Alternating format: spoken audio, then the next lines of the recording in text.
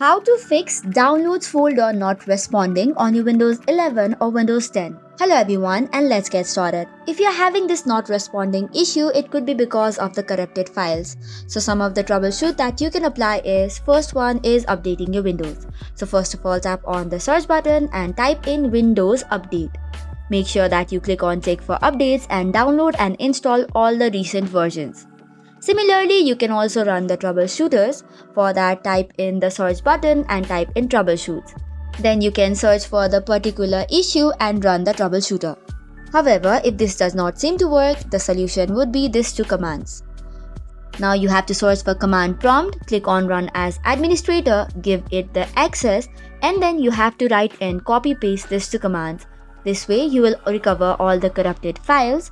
Once you have entered both of the commands, make sure to restart your device, and after that the issue should probably be fixed.